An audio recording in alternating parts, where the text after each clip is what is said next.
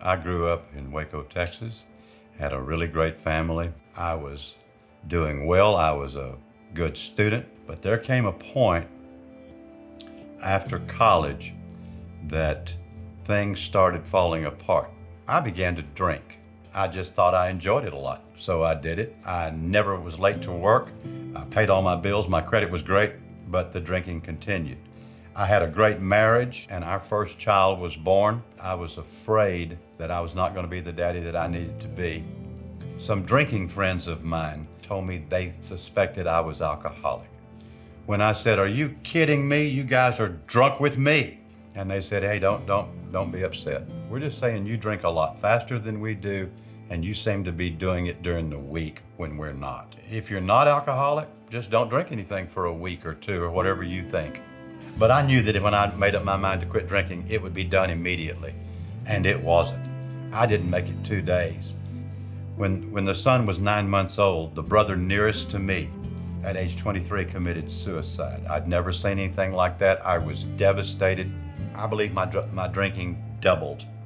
For the first time, alcohol did not satisfy. It did not take me away from the situation, from the grief, from the pain.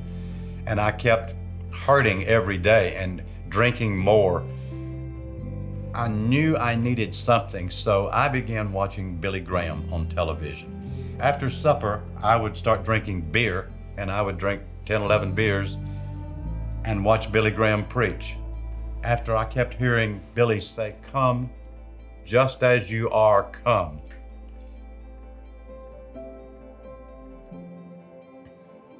And that resonated with me because I was dirty and I felt filthy and a failure.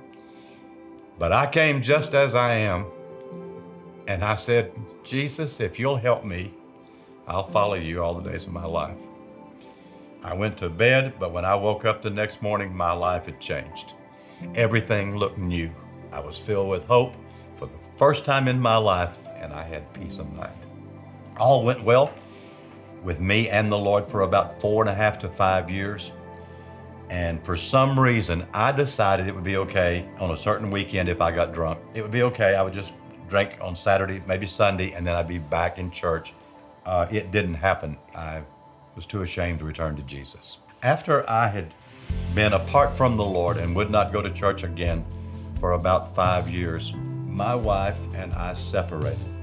Felt strange coming to Jesus a second time over the same problem, but I did.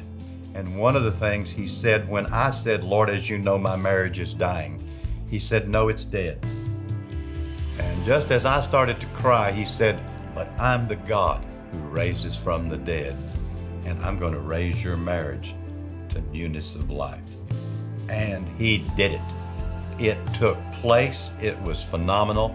Even after that, though I off and on, I would retreat into alcohol and didn't know why. And it went on for a number of years.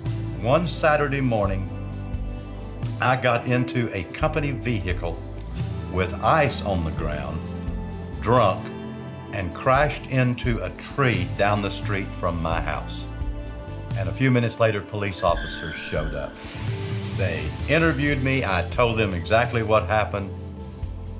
Then on my front porch, in front of my wife and a couple of my sons, they read me my rights, handcuffed me, and arrested me, and put me in the police car. These two guys get out of the van and have about what seemed to me a 3-hour conversation in front of the van. They came back into the police car and said to me, "We're going to let you go. We're not going to arrest you, and this is not going to go on your record. We believe you're making an effort, and if you will tell us that you will do your best to continue in that, we'll let you go." And they did. We had been taping programs of a preacher who was preaching the Word of God. I sat in a recliner, and every day and even into the evening, I watched preaching after program after program of the Word of God. Through that Word coming into me and renewing my mind, I lost the desire to drink. He led me out, and once I came out, I have not been tempted with alcohol again. He said to me, back when he told me marriage is dead, the Lord said, I gave you a kingdom. I gave you a position of respect and authority. And you abused it. And I gave you a wife. And you did the same with her. So I'm going to take those from you and give them to another man. This is God. I mean, this is not, is that you, Lord? Oh, no. This is, I'm getting on, and I'm going to give it to another man. And he is going to love her and prize her as you didn't. I basically said, shoot me, God. I did. I said, well, I'm ruined. I'm ready to just kill me right now. And I said, please don't tell me I know him. Oh, yes, you do, he said. And I said, does he go to my church? Oh, yes, he does. He's a godly man. Don't tell me he's tall and got $59 million. He said, you are that man. He's talking about me. You hear that? You are that other man.